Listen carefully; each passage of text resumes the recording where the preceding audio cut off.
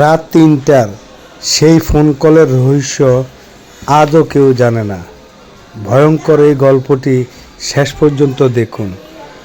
আর আপনারা যারা এখনও আমাদের চ্যানেলটা সাবস্ক্রাইব করেন নাই, এক্ষুনি আমাদের চ্যানেলটা সাবস্ক্রাইব করুন এরকম ভয়ের গল্পগুলা শোনার জন্য। আজকের গল্পের নাম শেষ ফোন কলটা যদি না ধরত। রাত ৩টার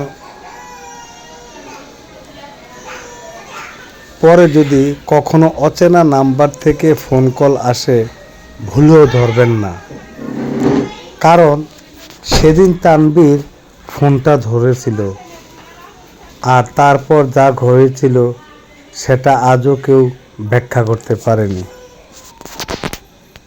তানবীর ঢাকায় একটা ছোট বাসায় একা থাকতো। ইউনিভার্সিটিতে পড়াশোনা করত আর রাতে ফিন্যান্সিংয়ে করত।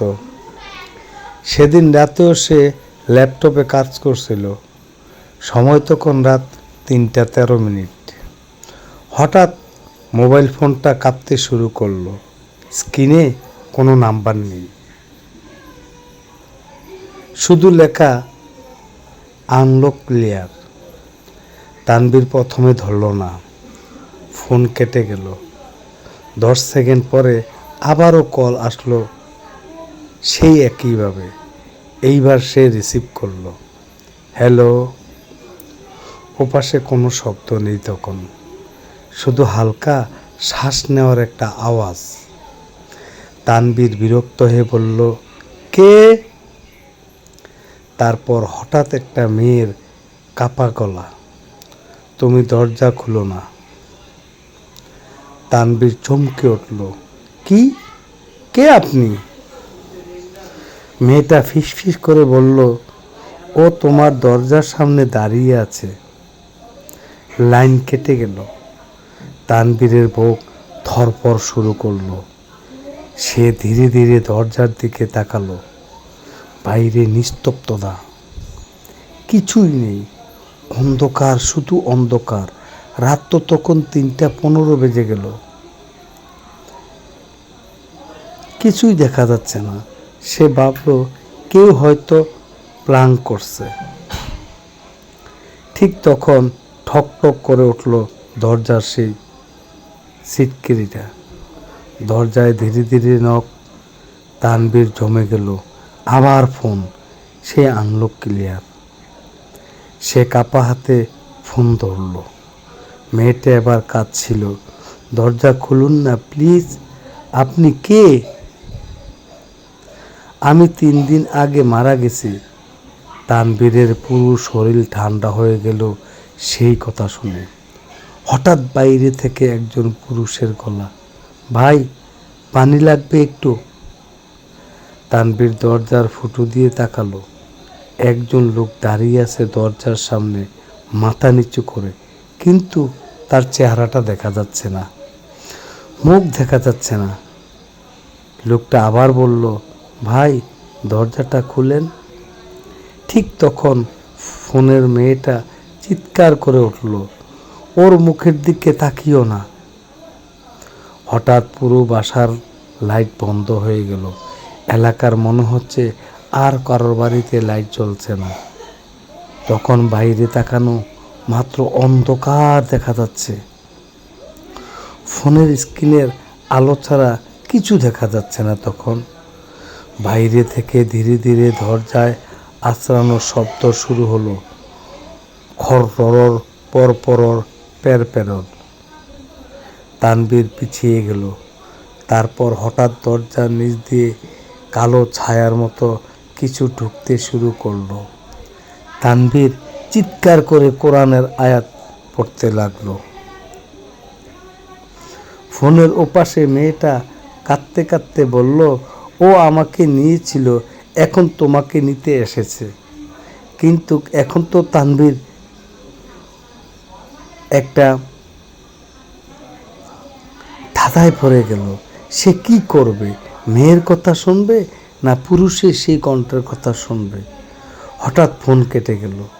1 সেকেন্ড, 2 সেকেন্ড, তারপর পুরো ঘরে কারো হাঁটার শব্দ পাচ্ছে তখন তানভীর। কিন্তু ঘরে তো কেউ নেই। তানভীর ধীরে ধীরে পিছন তাকালো, আর তারপর সে যা দেখলো, তারপরের দিন সকালে প্রতিবেশীরা শুধু খোলা দরজায় পেয়েছিল। ঘরের ভিতর কেউ ছিল না, শুধু তানভীরের ফোনটা মেঝেতে পড়েছিল, আর স্ক্রিনে শেষ কলের নাম তানভীর।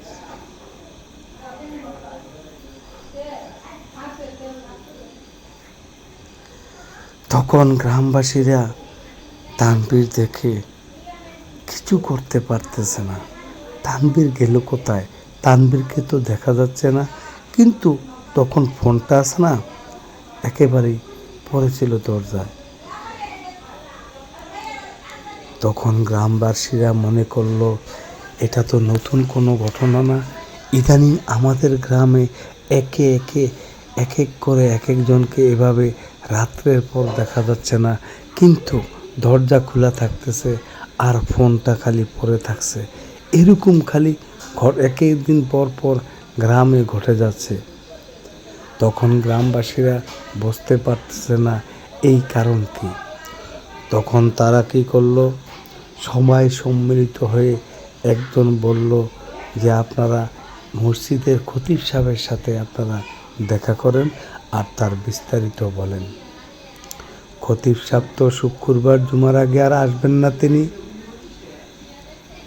মাত্র আজকে সোমবার, সেই শুক্রবার আসতে তো আরও 4 দিন বাকি। তখন সবাই কি করবে, তখন ইমাম সাহেব থেকে খতিব সাহেবের নাম্বার নিয়ে তার কাছে কল করলেন, বললেন হুজুর আমাদের গ্রামে তো প্রায় এরকম ঘটে যাচ্ছে, আপনি তো তার সম্পর্কে কিছু জানেন, কিছু একটা করুন। তখন খতিব সাহেব বললেন, কি হয়েছিল আপনাদের গ্রামে, কিছু একটা বলুন তো। কেউ বলতে পারতেছে না। তখন গ্রামবাসী কিছুই বলতে পারতেছে না। তখন খতিব সাহেব বলছেন যে আপনাদের গ্রামে কি কোনো দুর্ঘটনা ঘটেছিল বা কেউ কোনো একটা অঘটন ঘটেছিল, এরকম একটা আমাকে বলুন, তখন আমি দেখছি। তখন গ্রামের কেউ কিছু বলতে পারতেছে না, কারো কোনো মনে পড়তেছে না। তখন একজন বৃদ্ধ ছিল সেই গ্রামের, সেই আব্দুর রহিম কৃষক। আব্দুর রহিম কৃষক বলল, হুজুর আমার খুব সম্ভবত একটা কথা যতটুকু মনে আছে আমি সেটা বলতে পারি। তখন খতিব সাহেব বলল, জি বলুন তো। তখন বলল, আমার দাদার আমলে একটা ঘটনা ঘটেছিল আমাদের সেই বটগাছটা আছে না রাস্তার পরে, সেই বটগাছটার কাছে। কি? তখন বলছিল এই গ্রামের এক হতদরিদ্র ছেলে ছিল, তার নাম ছিল বাদশা মিয়া। সে গ্রামের সহজ সরল ছিল, সবাইকে সে উপকার করত। যখন সবাইকে উপকার করত তখন গ্রামের কিছু দুশ্চরিত্র দুষ্ট লোক ছিল, তারা তখন সেই বাদশা মিয়াকে কেউ দেখতে পারত না। যখন গ্রামবাসী সবাই বাদশা মিয়াকে ভালো বলতে শুরু করলো, তখনই গ্রামের সেই দুষ্ট লোকেদের খারাপ লেগে গেল। তারা কয়েকজন মিলে চিন্তা ভাবনা করলো, গ্রামে আমরা এত টাকা পয়সার মালিক থাকতে আমাদের নাম গ্রামবাসী নিচ্ছে না, খালি বাদশা মিয়ার নাম নিচ্ছে। বাদশা মিয়াকে তো আর রাখা যাবে না। বাদশা মিয়া থাকলে হয়তো একদিন আমাদের গ্রাম থেকে আমাদের কোনো দাম নিশানা কোনো কিছুই থাকবে না। কারণ যেভাবে গ্রামের মানুষ বাদশা মিয়ার প্রতি ঝুঁকছে, তখন আর আমাদের গ্রামে কোনো বেল থাকবে না। কয়েকজন দুষ্ট লোক পরামর্শ করলো, একসাথে হয়ে বলল, এর থেকে আমাদের কিছু একটা করতেই হবে। তখন তারা সবাই যৌথভাবে একটা সিদ্ধান্ত নিল, বাদশা মিয়াকে এই দুনিয়া থেকে সরিয়ে দিতে হবে। তখন গ্রামের কিছু দুষ্ট মোড়ল আর মেম্বার সাহেব মিলে এক লোককে কন্ট্যাক্ট করলেন যে বাদশা মিয়াকে দুনিয়া থেকে সরিয়ে দিতে হবে। তখন বাদশা মিয়ার একজন বোন ছিল, খুব সহজ সরল। তারা চিন্তা ভাবনা করলেন বাদশা মিয়াকে আর রাখা যাবে না। তখন তারা দুষ্টু লোকের সাথে কন্ট্যাক্ট করে একদিন বাদশা মিয়াকে সেই বট গাছের নিচে মেরে গাছের ভিতরে ঝুলিয়ে রাখেছিল, যাতে সবাই মনে করে বাদশা মিয়া ফাঁসিতে মারা গেছে। কিন্তু তখন গ্রামের সেই দুষ্টু লোকেরা গ্রামের ভিতরে প্রচার করতে লাগলো যে বাদশা মিয়া হয়তো কোনো দুঃখে ফাঁসি দিয়া এই দুনিয়া থেকে চলে গেছে। তখন গ্রামবাসী সবাই বলল, বাদশা কেন ফাঁসি দিতে যাবে? সে তো গ্রামের সবারই উপকার করে, সব মানুষই তার পাশে থাকে, কিন্তু বাদশার তো এই গ্রামে কোনো শত্রু নেই, কেন সে দুঃখে সে ফাঁসি দিবে? তখন গ্রামের মোড়লরা বলতে লাগলো, আপনারা বেশি কথা বলেন, যদি সে ফাঁস নাই দিবে তাহলে সে বট গাছের ভিতরে কেন ঝুলে রইল? আর তো গ্রামের কেউ ফাঁস দিল না, সে দিল কেন? হয়তো বা ভিতরে ভিতরে তার বউর সাথে কোনো গণ্ডগোল হয়েছিল, সেই জিদ্দে হয়তো সে দিতে পারে। গ্রামের সবাই তো রহিমকে ভালো, বাদশাকে ভালো জানে, আমরাও ভালো জানি। এরকম এক অপবাদ দিয়ে রহিমের বউর উপরে, বাদশার বউর উপরে দৌড় চাপিয়ে দিল গ্রামবাসীর সেই দুষ্টু লোকেরা। তখন সেই গ্রাম থেকে বাদশার বউকে তাড়িয়ে দেওয়া হলো বাদশার অপমৃত্যুর কথা ভেবে, বা বাদশার মৃত্যুর জন্য বাদশার বউ দায়ী, এই বলে মোড়লরা মেম্বররা মিলে গ্রাম থেকে তাড়িয়ে দিল। সেই ঘটনার পর থেকে গ্রামে মাঝে মধ্যে এরকম ঘটনা ঘটে থাকে, আর এরকম সিন হয়ে থাকে রাতের আধারে। তখন সেই বাদশার আত্মা এসে গ্রাম এবং ইউনিভার্সিটি থেকে কোনো আনলক নাম্বারের কলের মাধ্যমে তখন কল দিয়ে তাকে ঘর থেকে বাইর করে নেওয়া হয়, নিয়ে সেই গাব গাছের ভিতরে তাকে ঝুলিয়ে রাখা হয়। হয়তোবা কখনো কখনো গাব গাছে পাওয়া যায় লাশ ঝুলানো, আর নয়তো কখনো তার কোনো অস্তিত্বই তখন পাওয়া যায় না। এরকম কথা যখন সেই খতিব সাহেবের কাছে বলল, তখন খতিব সাহেব বলল, ঠিক আছে, কি করা যায় আমি পরের জুমাতে এসে আমি আপনাদের সাথে আলাপ করব। ঠিক এই খতিব সাহেব পরের জুমায় এসে খুতবায় তখন সেই ঘটনা তুলে ধরলেন, তুলে ধরে বললেন যে গ্রামবাসীরা অতীতে আমাদের মুরব্বীরা, আপনাদের মুরব্বীরা যেই ভুল করেছিল সেই ভাষার প্রতি, তার জন্য গ্রামবাসী সবাই আল্লাহর কাছে মাপ চাইতে হবে, তওবা করতে হবে। যদি তওবা বা মাপ না চান তাহলে এরকম চলতেই থাকবে আপনাদের গ্রামে। আর যদি তওবা করেন, আল্লাহর কাছে মাপ চান, হয়তো বা আল্লাহ পাক যদি আপনাদের দোয়া কবুল করেন, হয়তো বা এরপর থেকে এরকম আর নাও হতে পারে। তখন খতিব সাহেবের কথা শুনে গ্রামবাসী সবাই এক বাক্যে বলে উঠল, ঠিক আছে, আমরা আর এরকম তানবীরের মতন ঘটনা করতে চাই না, আমরা আল্লাহর কাছে মাপ চাইব। তখন খতিব সাহেবের কথা মতন জুমার নামাজ শেষে সবাই মিলে মসজিদে তওবা করতে শুরু করলো, আর বলতে লাগলো, তখন থেকে আর আল্লাহ পাক এ গ্রামে এরকম হয় না।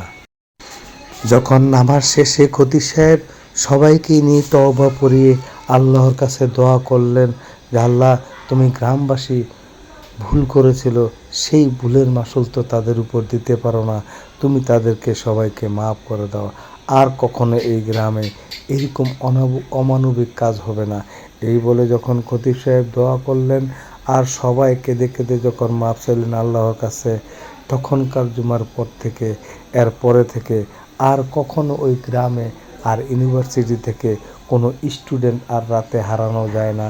আর সেই রাতে যে ঘটনা ঘটত, একজন মেয়ে এবং একজন ছেলের কণ্ঠে পাওয়া যেত, এরপর থেকে আর এরকম কোনো কথা শোনা যাচ্ছে না।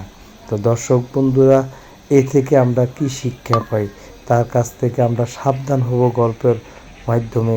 আমরা ইতিহাস ঐতিহ্য তুলে ধরার চেষ্টা করি, আর এগুলো থেকে আমরা বেরিয়ে আসতে হলে আমাদের ভুল স্বীকার করে আমরা মাপ চাইতে হবে।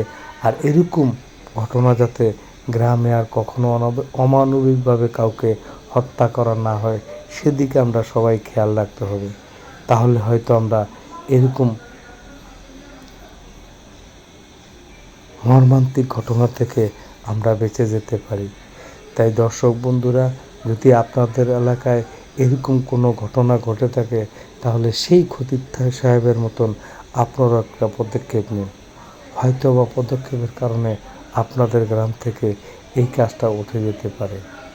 তাই ভালো থাকুন, সুস্থ থাকুন, আমাদের চ্যানেলের সঙ্গে থাকুন সাবস্ক্রাইব করে। আল্লাহ হাফেজ পরবর্তী গল্পের জন্য।